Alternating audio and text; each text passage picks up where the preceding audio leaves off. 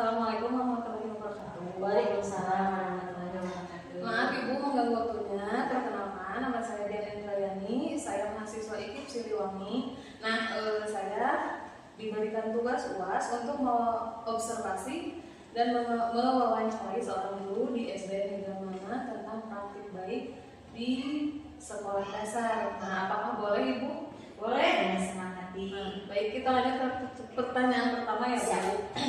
Pertama, praktik pembelajaran apa yang Ibu terapkan dan dianggap sebagai praktik baik di kelas? Praktik baik. Untuk praktik baik ada beberapa yang pernah dilakukan.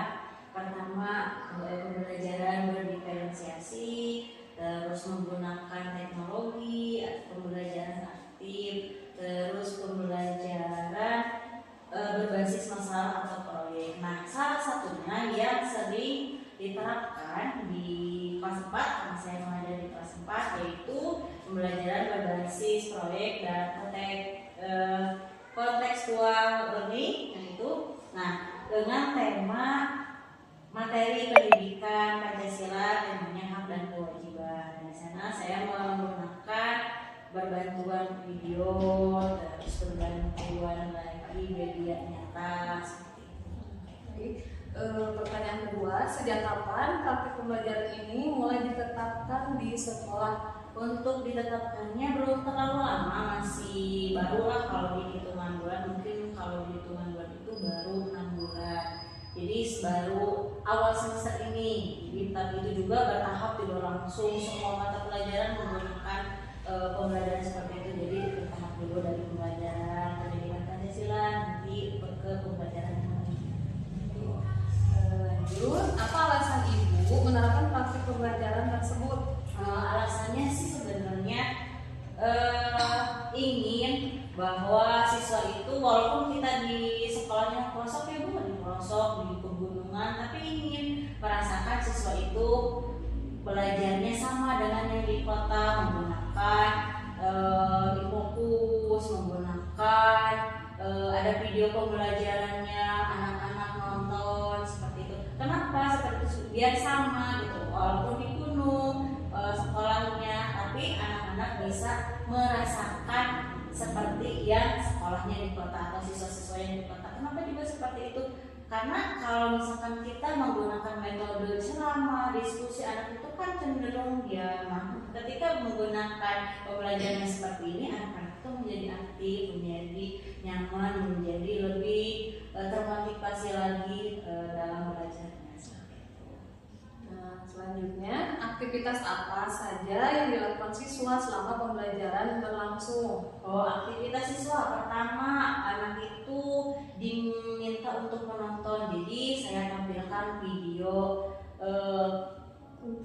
berkaitan tentang hak dan kewajiban di rumah. Anak-anak menyimak, setelah itu mereka jadi tahu arti dari hak dan kewajiban itu seperti apa. Setelah mereka paham, saya jelaskan lagi dengan video lagu tentang hak dan kewajiban. Jadi supaya anak-anak lebih mengingat, lebih gampang mengingat, itu dibawakan materinya dengan lagu. Karena kan kalau anak-anak sekarang materinya terlalu panjang, gampang lupa.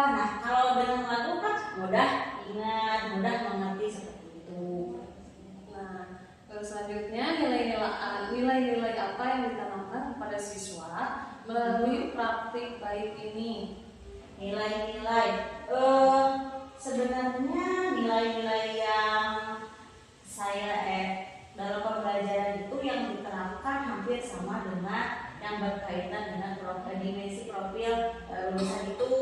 Ada yang sikapnya, pertama ada tanggung jawab. Di sini dengan tanggung jawab siswa dibiasakan memahami bahwa setiap hak yang diterima harus diimbangi dengan pelaksanaan kewajiban seperti mengerjakan tugas, terus menjaga kebersihan kelas. Yang kedua, nilai yang dimunculkan itu dalam kedisiplinan. Apa contohnya dalam kedisiplinan?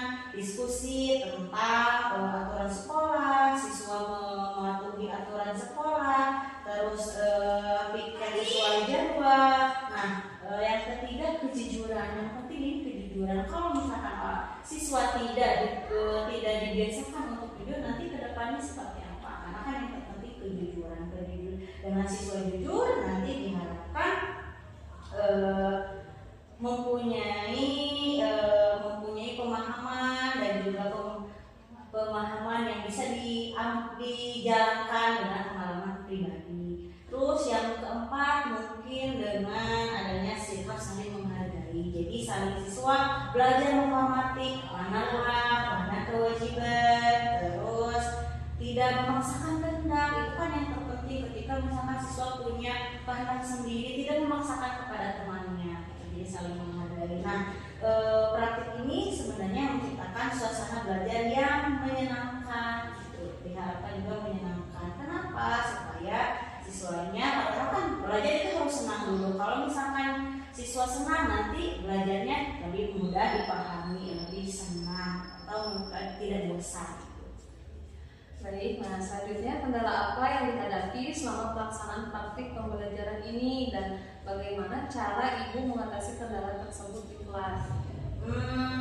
Kendalanya itu pertama karena kan mungkin anak itu belum terbiasa, jadi sedikit sulit membiasakan anak, terus mengkondisikan anak untuk berkelompok. Karena kan ada misalkan anak itu yang berkelompoknya tuh pengen sama ini aja, terus ada yang dan nggak mau sama yang lain, itu membiasakan. Terus yang sulit itu membiasakan anak untuk berani maju ke depan, gitu, menyampaikan pendapat. Kenapa? Karena anak itu takut salah, takut ini dan sebagainya. Nah, dengan pembelajaran ini diharapkan anak itu lebih berani untuk menyampaikan pendapat, entah itu di kelompok kecil atau nanti di presentasi di depan. Selanjutnya, apakah praktik pembelajaran ini akan terus diterapkan ke depannya? Mengapa alasannya? Insya Allah kalau misalkan insya Allah pengennya tetap diterapkan, malah mungkin nanti di kelas-kelas yang berikutnya juga ikut menerapkan pembelajaran ini. Kenapa? Karena tadi di awal anak itu punya hak yang sama dengan siswa yang lain, walaupun di gunung, walaupun sekolahnya di mana, tapi yang namanya belajar, yang namanya pendidikan harus sama disamaratakan. Karena dengan adanya pembelajaran ini, saya lihat antusias dari siswa itu meningkat. Tadinya yang malas-malasan mendengarkan penjelasan guru karena bosan, metodenya menerangkan, menulis dan sebagainya. Dengan adanya pembelajaran ini, praktik baik ini, terlihat bahwa motivasi belajarnya meningkat, terus pemahamannya juga meningkat. Dengan adanya diskusi kerjasama memunculkan kekompakan yang lebih bagus untuk terus bisa menyampaikan pendapat juga. Itu kan anak jadi terbiasa menyampaikan pendapat tanpa takut salah, tanpa malu. Itu kan juga harus dilatih dari sekarang untuk bekal di masa depan. Kalau misalkan tidak dibiasakan dari sekarang, nanti kedepannya seperti apa? Nanti mungkin anak-anak akan tertinggal dengan siswa yang lain. Baik, terima kasih Ibu sudah mengganggu waktunya. Mungkin itu pertanyaan yang saya berikan. Untuk itu saya pamit. Mungkin Siapa? Assalamualaikum